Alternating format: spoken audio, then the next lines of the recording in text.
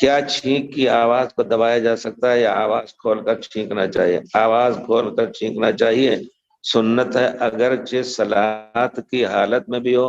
مسجد میں بھی ہو، لوگوں کو اس سے ڈسٹرب ہو سکتے ہیں، اس کے باوجود آپ چھینک کریں، اب آواز کھولیں، نہ کہ تکلف کریں، عام آواز جو ہوتی ہے اس کی دلیل آپ لیں گے تو انشاءاللہ پیارے رسول صلی اللہ علیہ وسلم، ایک صحابی آئے اور وہ چھینک زور سے ماری انہوں نے، تو کچھ لوگ اور کہا الحمدللہ،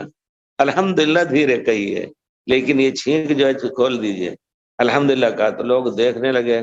تو پھر اس پہ بولتے ہیں واہ شکر امیاں، میری ماں روئے، کیا تم لوگ دیکھ رہے ہو مجھے کیوں؟ تو لوگ جو ہے کام چپ ہو گیا، لوگ ران پہ اپنے مارنے لگے، چپ ہو جا، چپ ہو گیا میں۔ جب صلاۃ سے فارغ ہوئے تو پیارے رسول نے پوچھا کس نے چھینک ماری تھی، تو انہوں نے کہا کہ میں نے۔ پیارے رسول نے کہا کہ یہ صلاۃ ہے، اس میں سوائے اللہ کے ذکر کے کوئی بات جائز نہیں ہے۔ یہ نہیں کہا کہ تم نے چھینک کیوں اتنے زور سے مارا، بلکہ وہ جو باتیں کی اس پر آپ نے روکا۔ اس سے معلوم ہوتا ہے، اور چھینک کا روکنا چونکہ نقصان دہ ہے، اس وجہ سے پیارے رسول صلی اللہ علیہ وسلم سے کوئی نہیں ثابت کر سکتا ہے کہ آپ نے صلاۃ میں یا مجلس میں، کسی محترم مجلس میں بھی چھینک کے روکنے سے۔ البتہ جو ادب ہے وہ ایک ہی چھینک پر ہاتھ رکھ دے تاکہ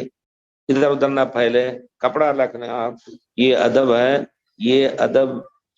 حدیث میں بھی آیا ہے اور صحابہ کرام سے منقول ہے اس طرح کا۔ بلکہ الٹا ہاتھ بھی لوگ کہتے ہیں رکھ لے، جیسا بھی ہو بہرحال، لیکن چھینک کی آواز کا دبانا یہ مشروع نہیں ہے،